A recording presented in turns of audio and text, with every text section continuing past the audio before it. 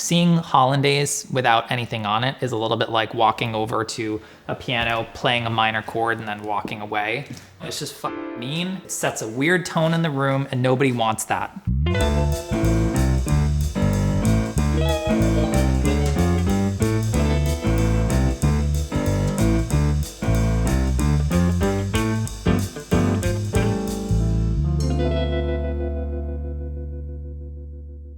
Eggs Benedict, I think the definition actually is fairly narrow. An English muffin. Canadian bacon. Not that it actually gets crispy. Poached egg. And then hollandaise sauce. If you have all those things layered together, that's the perfect bite for me. If you don't have Eggs Benedict on your menu, especially for brunch, yeah, your brunch place doesn't make sense.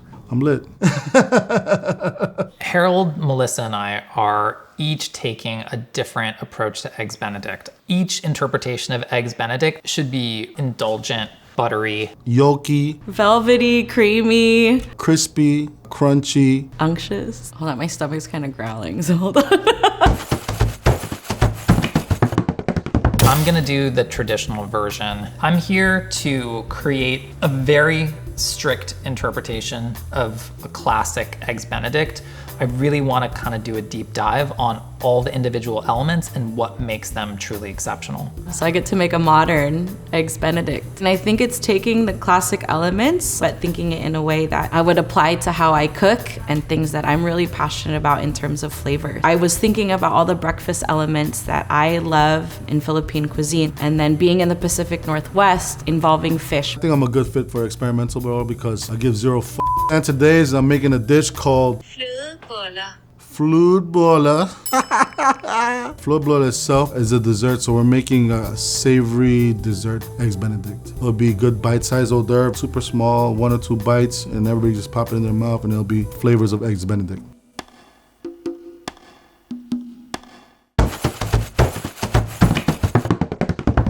This is the foundation of Eggs Benedict. It all has to rest literally on this. I love English muffins because it has this awesome kind of crunch. For the Eggs Benedict, it's always just a half of an English muffin on the bottom, toasted, and then you've got your protein. Creates a nice platform to add all those kind of wet components from the hollandaise to the egg yolk. Either you can be a savage and use it as a vessel and bite into it, or you can be dainty and use your fork and knife and cut into it.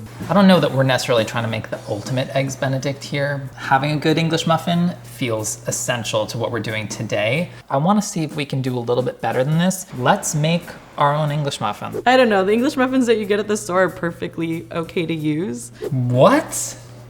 No. I think for a time saver, just go to the store. Nobody's paying to see that show. They're here for the English muffins. Nobody's paying to see any of it. That's probably true too.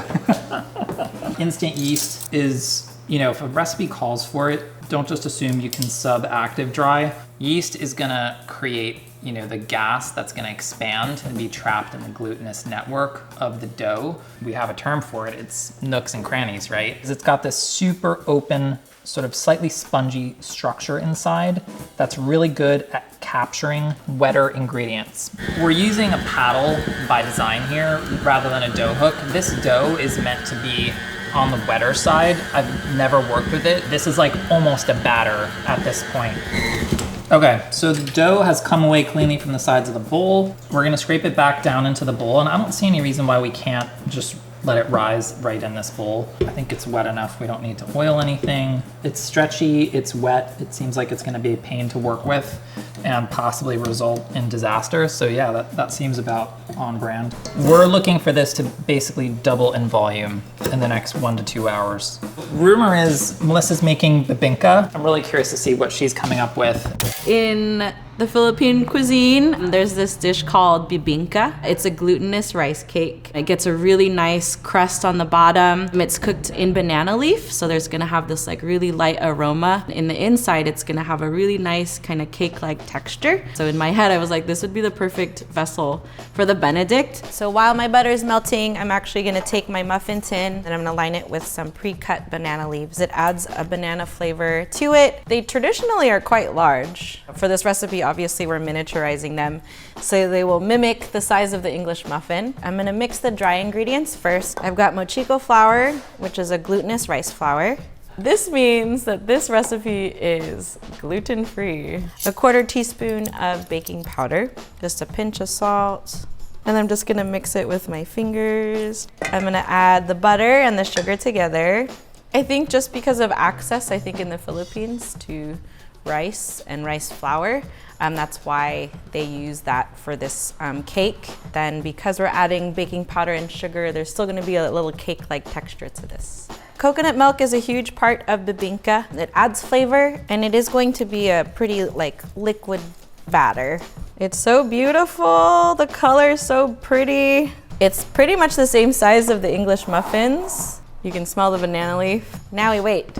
Instead of the English muffin, I'm gonna make a shortbread cookie. Flute bola itself has marzipan cookies in the bottom, so we're gonna translate it to shortbread cookies. Usually shortbread cookies are in the sweet end with a lot of sugar and a lot more butter, but the ratio here is gonna become a nice savory cookie. I called every pastry chef I know on my phone book to ask for different type of techniques. What have they seen, how much I have to cook the sugars, and see how to make shortbread cookies the proper way. It was a major Zoom call. We're gonna be testing some stuff out that I have never done before.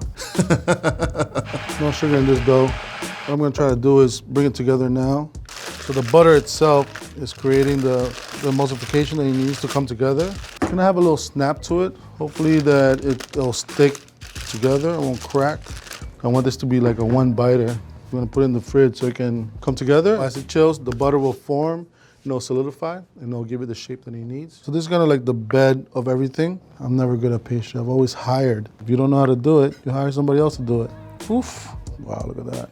It might just crack. So the final texture I'm looking for is snap of a cracker. I think what we're gonna get here is gonna be soft like the English muffin itself. Right now, I'm a little iffy about it. After it cools down, what I'm really looking for is no cracks in the shortbread itself. We'll see how it goes. So the dough has really risen wonderfully. Billowy, airy, still pretty sticky. Each English muffin is gonna be 65 grams of dough. Oh, come on, let's get a tight shot of that. I made way bigger deal of that than it needed to be. So I'm sprinkling semolina on this baking sheet. Because this is such a sticky dough, hopefully it's not gonna stick to it. Semolina, it's the flour of like a very hard wheat, so it doesn't absorb into the dough so much. Whereas I'm gonna use a little bit of regular flour just for general shaping here, and they're gonna rise on there. This is not about having the biggest English muffin. It's important to keep all the ingredients kind of in proportion relative to each other. Poached egg is not very big. A piece of Canadian bacon, not that big. I'm hoping they're gonna kind of expand and get a little bit wider. I'm feeling pretty good about them overall. I feel like Chris is overcomplicating something that should be really simple. I was working too hard. I don't want to be in between your guys' situation. But it doesn't have to be that hard. I was looking for a little bit more support from Melissa. Finally, getting a chance to use the flat top, just like Harold. And I figured we could make everything on the flat top. That's the challenge I've set myself today. Let's do a tester just for fun.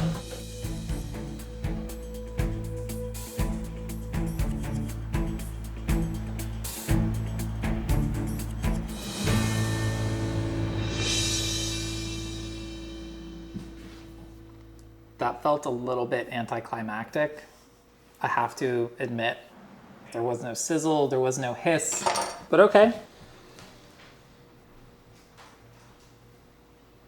English muffins just get griddled. I want to go a little bit heavier than what we saw with our store-bought muffin. The color on them is okay. We're gonna see if we can kind of do a little better. Look at that nice color. The temperature control you get on this is insane. Even though I had to handle the dough a little bit in order to shape it, it still was active enough and bubbly enough. I'm feeling really, really good about this. So we're gonna try to tear into this and see if we've got nooks and crannies. I would say we definitely do. Super, super happy about how these worked out. The outside is so chewy, the inside super tender. For the final dish, I wanna tear these open so you get some of those crags and accentuate them. We're then gonna need to toast these, just dry them out a little bit further to stay kind of crisp, even with all the hollandaise, egg yolk, everything else happening. I think we can call this a big win. Let's see if I can pull these out without burning my hands. There's a nice little crust formed, but they feel very pillowy inside. It smells amazing. I'm not burning my hands. Perfect. The banana leaf helps maintain its shape. Traditionally, bebinca is always cooked with banana leaves. It's usually cooked in a clay pot to help from burning. Similar to the English muffin, having this nice crust will help hold all of the other elements of our Benedict together. It's a little bit sweet, but really savory. I think this is gonna be a really great vessel for our smoked tinapa and rockfish cake. I'm really curious to see how the shortbread cookie comes out. Harold, I hope you're doing well. I know that it might be tricky for you.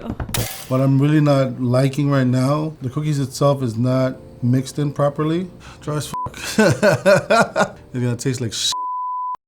Called a couple of my friends and said, you know, the cookie dough didn't really come out right, and then laughed at me obviously because I didn't cream the butter like I'm supposed to. I got yelled at by 2 of the pastry chefs and said, what am I doing? It was on a text, by the way, so all caps, you know, all type of shit. There's the experimental part, right? You know, you gotta go through it, you gotta learn from your mistakes and understanding the technique that gets there, and then translating it to something I understand.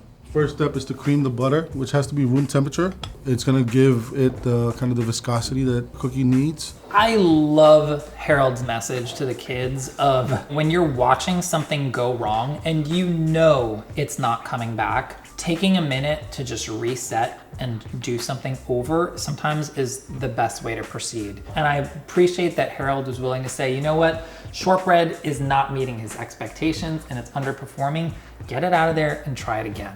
Just like life, whatever you learned before, you translate it into something you can understand and you can create something better, right? Let it come back together and then we'll slice it in about 10, 15 minutes. You have to understand your limitations. You have to understand when you have made a mistake or you're not doing it the right way. Because if you don't, then you ain't shit. You know what I'm saying? You ain't gonna make no money. Nobody's gonna call you to come and open restaurants, you know, stuff like that. So even in my hand, it's already starting to melt. That means that the proportions were right. We're gonna bake this in the oven and we'll see. Pulling out the cookies now. Got a little nice brown color to it. They look great, man. I think it was a good call of like doing them over. See the snap. Yeah. This texture, when you eat a cookie like this, it's supposed to be sweet, right? Because it's not sweet, I can do a lot of things with this. It's not English muffin, but I think it's gonna get the job done. I think this is gonna be the only eggs Benedict you're gonna find on a shortbread. Hopefully anybody that's watching can really see that, you know, you can be whoever you wanna be if you really just wanna try, so. Canadian bacon. Basically a cured ham. It's been injected with a liquid brine that has some amount of sugar, salt, slippery. A smoky element is really nice in there. It's really salty, and then if you pan sear it, it adds a nice crunch. The hollandaise sauce is so rich. Something that kind of like sort of broadens the flavor spectrum there, I think is really appreciated. I'm not surprised that Chris is gonna be using Canadian bacon even though he hates it. I feel like he's such like a traditionalist or like rule follower that he's like, I have to stick by it. I feel like I have to use Canadian bacon, and I'm not even entirely sure why. This does not a Benedict make. No, I mean, look, there's a place for everything. I'm cooking off totally basic version of Canadian bacon. And the dope meat hookup in Philly, Primal Supply. This is pastured pork, cured and smoked. But look, it's got the fat. This is still Canadian bacon, but with the smoke on there. And this is Dan's mini ham steak dream. When we talk about ham component, if you will, of Eggs Benedict, we're not actually looking for crispiness the way, you know, we think of it in relation to belly bacon. Just that process of rendering out some of the fat. Like, I think it would be a mistake to try to cook this too much. That is exciting. No additional moisture has been introduced to this, so it's getting crispier and it's getting browner, whereas like this, it's just not wanting to play ball in the same way. It's like a cross between country ham, like spiral glazed ham, and that fat, it's really pleasant to eat. It's delicious. I think this showcases the fact that Canadian bacon can be a wonderful, artisanal, gorgeous product, or it can just be like, fine. It's not bad. It tastes like ham that you've heated in a skillet. At the end of the day, you're looking to this element of the dish to give you a certain amount of heft and to really kind of anchor it. Harold has kind of taken that and interpreted it in one way. You know, Melissa certainly has gone in another direction. I'm gonna take this even further away from Canadian bacon, and we're gonna make a rockfish and smoked tinapa fish cake. Smoked tinapa has such a really beautiful smoked flavor that's similar to bacon. Tinapa is usually either fried or baked in the oven. Adding this to our rockfish is really gonna add this other layer of familiarity and like make it really reminiscent of breakfast time. I caught it myself. I'm just kidding. Rockfish is very meaty in texture. It cooks really well. This dish is inspired by a dish that my dad used to make called bola bola. Bola bola is a fish ball that's fried. If we didn't have this covered, it would dry out the fish, and there's nothing worse than dry fish. While that's gonna be cooking, I'm gonna start getting the other ingredients ready for our fish cake. You don't want too much onion, but you want enough to be able to have that texture. For the tinapa, I'm just gonna open up from the spine, and then I'm gonna take out all the bones because we don't want the bones. These tinapa are actually smoked by the parents of one of my cooks, but you can actually find these in Asian grocery stores. This tinapa is a milkfish. Describe it as like mackerel. I'm gonna add chives for color, and also instead of using it as my garnish, I'll just have it in my cake already. In comparison to Chris and Harold, I'm pretty sure you guys are probably thinking that I'm pushing it to the limit with my fish cake. And you know what? Like, we should be making Benedicts for people that don't eat pork. For the experimental eggs Benedict, I'm going with pancetta instead of Canadian bacon. The meat itself, that's where the flavor of the pork is going to be at. Pancetta will get a little bit more crispy than a Canadian bacon. It has a little bit more fat in it. The pancetta has been in room temperature too long. What's happening is it's melting. Once it melts, it's over. Put another parchment paper on top. Take another sheet tray, put that on top like this, and then you put a weight on top of it. The pancetta itself, it starts getting crinkly and like curls up. So this keeps it nice and flat. Be careful, steam, so you don't burn your face. So I've done that before.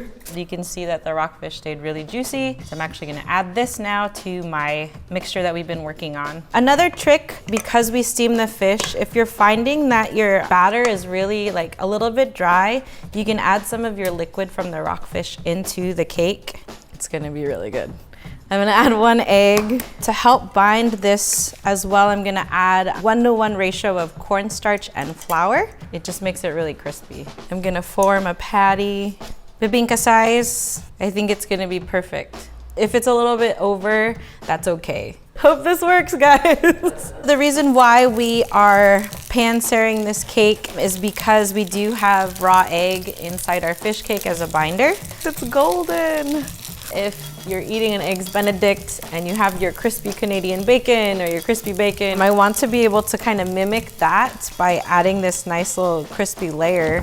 Now this is our crispy pancetta. It's been in the oven for over 30 minutes at 350. This is straight crisp. This is straight texture, straight fat, straight saltiness, straight pork, and super translucent still, but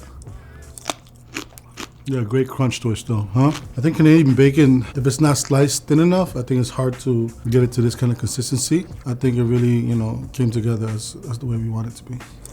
Wow, I think this is gonna be good, man.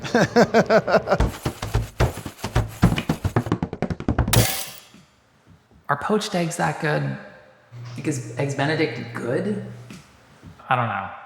Poached egg is just an egg that's been taken out of its shell and it's been cooked in water that's below a simmer. Who wants to die for a poached egg? The texture of a poached egg is pretty amazing, right? It's soft, velvety texture from the egg whites. Kind of like melts on top of your Benedict. I don't know, they're kind of a pain. And then the egg yolk gives you the other fatty kind of flavor. You seriously would not rather have like scrambled, fried, over easy, over medium. Hey, live your best life, man. You got it. I have not been tempted to be rebellious about this process. I just want everybody to be clear on that. The only area where I would say, do we really have to do this, is poaching the egg. When poaching an egg, you want to be below a simmer. If you're above 180, 190, the bubbling action of the water is actually gonna work against you when it comes to setting the shape of the egg. You want this cooked for about 3 minutes or so. For my modern Benedict, I'm breaking the rules, making a crispy, hard fried egg. I love crispy fried eggs. Never actually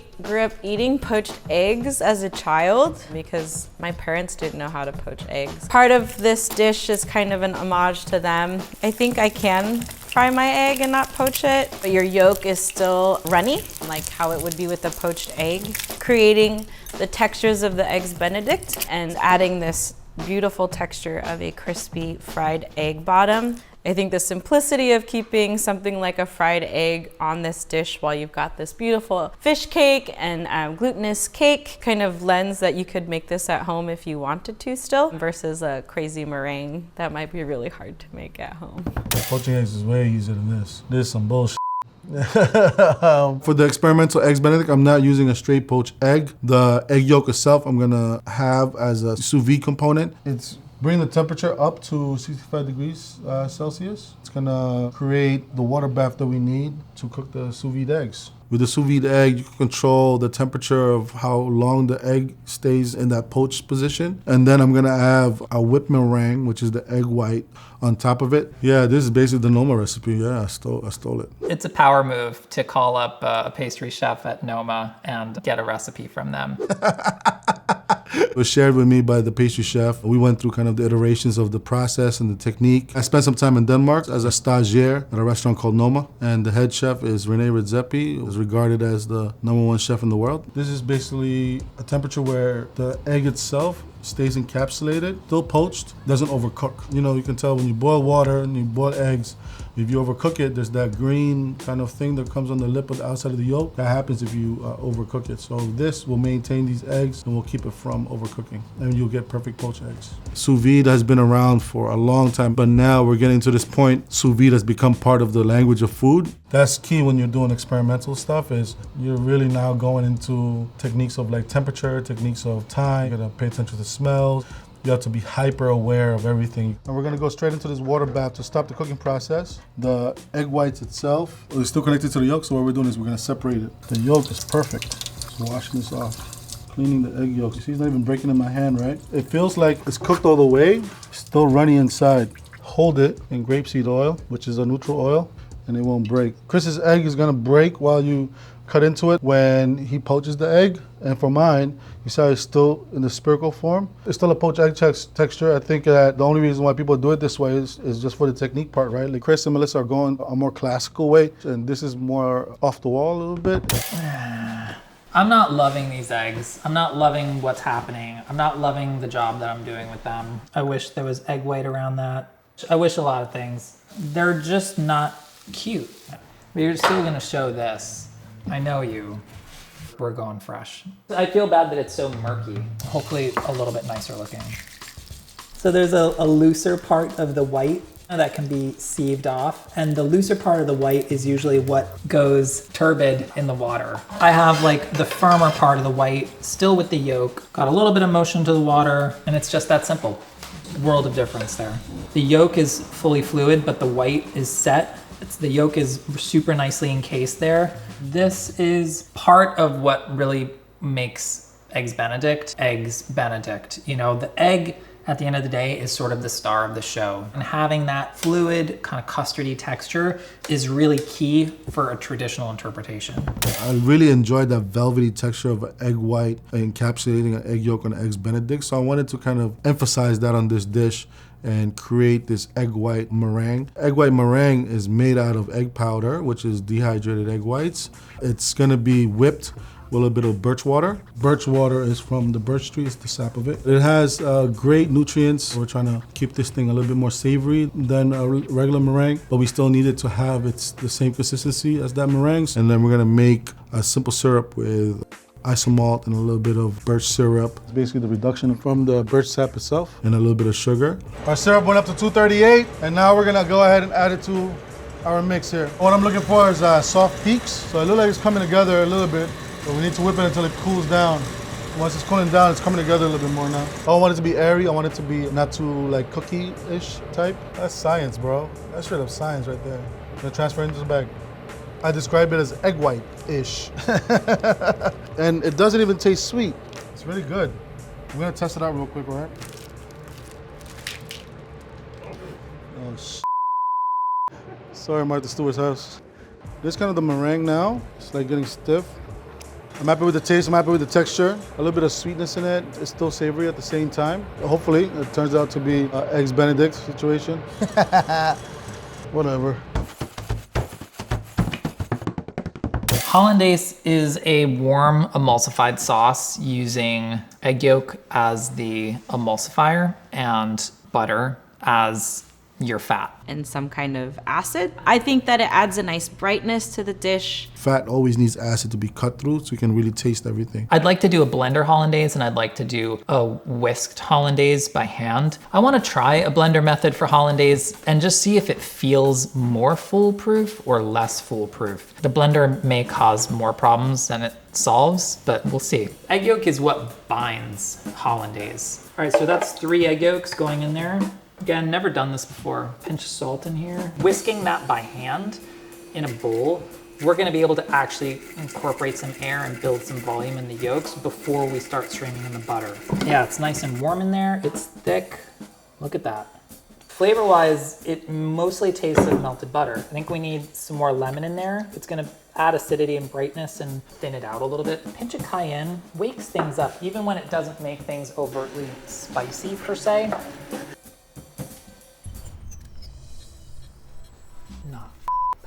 The consistency, we want it to kind of drape. Well, that's 1 down. We're gonna do this all over again by hand. For my modern hollandaise, I will be using these elements, but we're actually also adding more flavor to accentuate the Benedict that we're making. We're actually putting smoked oysters in our dish, which we actually smoke in-house at our restaurant. Smoked oyster hollandaise sounds awesome. The oysters, it's such a delicate flavor that it adds this extra body to the hollandaise that will pair perfectly with the smokiness of the fish cake, and the hint of pickling liquid and acidity brightens everything up too. These aren't raw oysters. They have been previously smoked, and we need to add a little bit of salt. I know Harold has been sous videing his egg. I found in making hollandaise sauce, it's kind of perfect because you can set it and forget it, and it won't break, and it'll cook everything evenly. The butter's not melted, it's whole, the oysters aren't even chopped up. As the bag sits in the water with the immersion circulator, the butter's actually gonna melt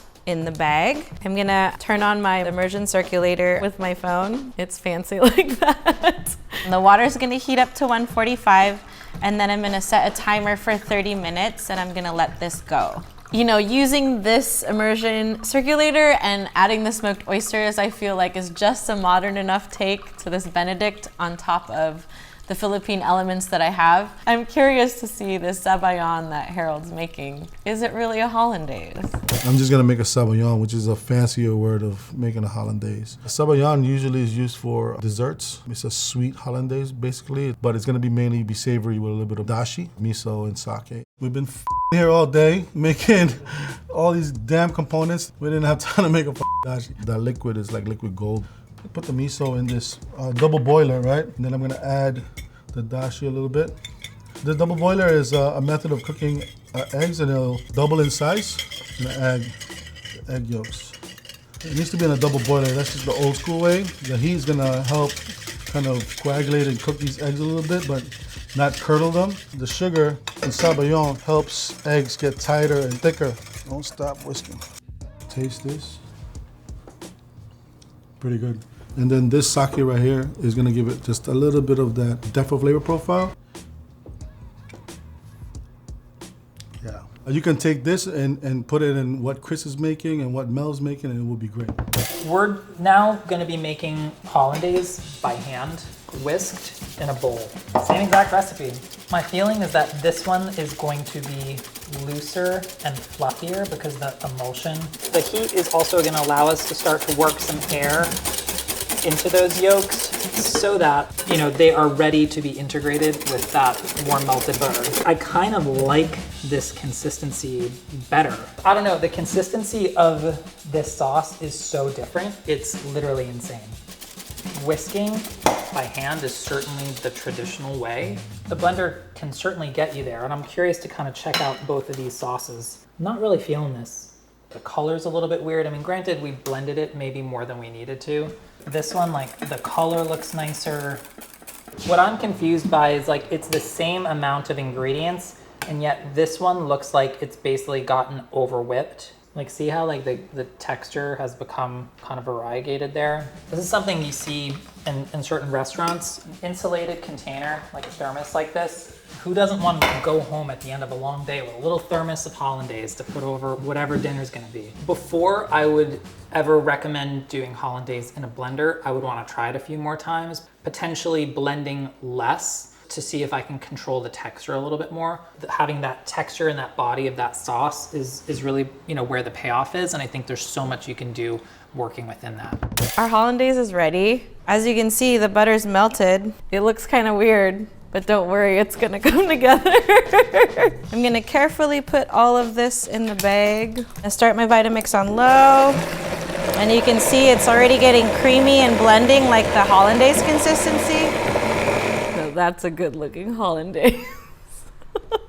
You can smell the smoked oysters, but it's very delicate. The pickling liquid and the acid is coming out as well. Not too dense like a mayo, so I think that we nailed it. Oh my God. Bright, acidic. It has a very delicate smoky flavor because of the oysters. If this was put on a regular Eggs Benedict, I would not think otherwise. I think that it definitely reads as a hollandaise. In terms of consistency, in terms of color, I actually would prefer it. I would, it's so good. We created something beautiful together. Griddled or toasted English muffin. I've got our Canadian bacon, rewarmed poached egg. The hollandaise is enrobing the egg, it's coating everything, but it's not so thin that it's shearing off and going onto the plate. And chives, classic Eggs Benedict. We've never actually had this, so I'm excited to put all the flavors we've created together. I've got my bibinka, so that's our base. And then our fish cake, crispy fried egg. So there's a lot of crispy textures here. Smoked oyster hollandaise. I'm just gonna drizzle it on top, slowly. You can see the beautiful crispy edges of our fried egg. And I'm gonna top it with some cilantro and microgreens for color. I really like the height, so I'm gonna add a little bit of toasted coconut too, just because there's coconut milk also in the bibinka. This doesn't look like your regular Eggs Benedict. I'm pretty happy with that. My Philippine childhood in Eggs Benedict. Here it is.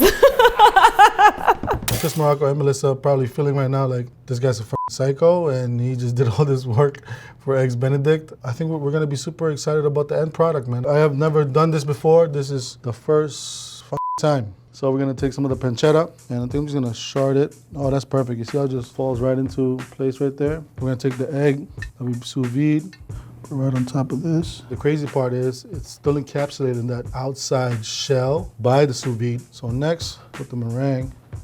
The meringue looks great. It's staying in its form. A little bit of this Sauvignon. There's so much stuff going on in this dish. I don't want it to get muddled. I want just to give it a little hint of what it is, right? Little chives on top, and boom, Eggs Benedict.